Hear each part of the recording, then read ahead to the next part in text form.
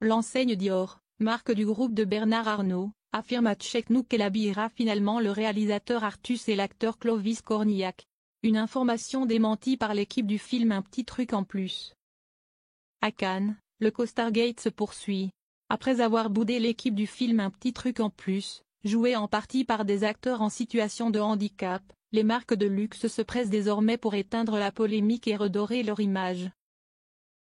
Samedi 11 mai, sur France Inter, Artus, réalisateur du film, avait déploré qu'aucune des marques de luxe sollicitées n'ait accepté d'habiller l'équipe du film pour la montée des marches du Festival de Cannes, prévue le 22 mai. Il est plus élégant pour une marque d'habiller Brad Pitt que d'habiller Artus et encore plus des acteurs en situation de handicap, avait-il grincé. Le coup de gueule avait suscité un vif émoi, poussant plusieurs marques à se presser au portillon, générant diverses annonces et une certaine confusion. C'est finalement le groupe Kering qui va habiller l'équipe du film pour la montée des marches. Selon la direction du groupe, le propriétaire lui-même, François-Henri Pinault, se serait ému de l'interview d'Artus sur France Inter. D'après Kering et l'équipe du film, la costumière et les acteurs étaient bien le 14 mai dans les boutiques Gucci, Alexander McQueen ou Yves Saint Laurent pour choisir leur tenue. Ce qui n'est pas sans ironie puisque Gucci, comme la marque l'a confirmé à Tcheknou, avait précédemment décliné les sollicitations d'Artus pour habiller l'équipe de son film. La maison justifie ce premier refus par des questions d'agenda et de sous-effectifs.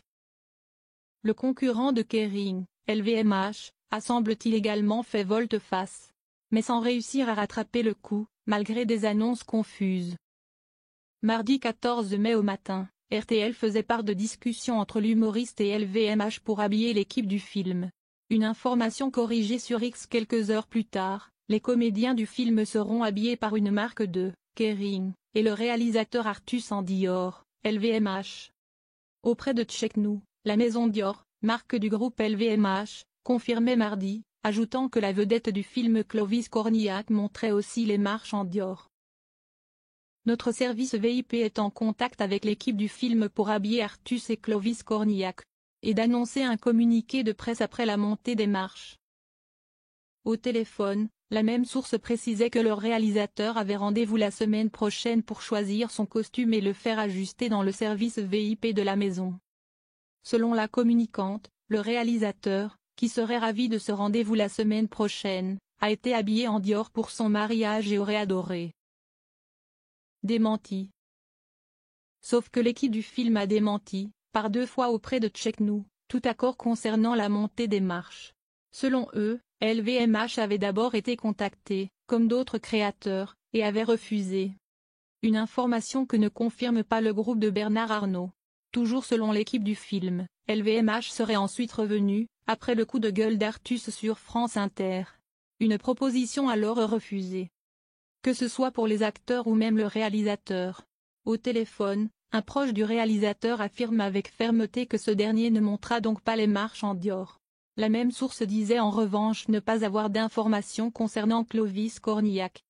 Recontacté à propos du démenti d'Artus, LVMH maintenait ce mercredi: « Je vous confirme que nous habillons Artus pour ses montées des marches. » Ce que l'équipe du film affirmait à nouveau auprès de Tcheknou dans la foulée. Dans une vidéo Instagram mardi, Artus assurait qu'après son coup de gueule, d'autres marques s'étaient soudainement proposées pour habiller l'équipe du film, citant Ralph Lauren, The Couples, Fursac ou encore Lacoste. The Couples confirme qu'ils habilleront le réalisateur ainsi qu'une actrice du film lors de passages médias.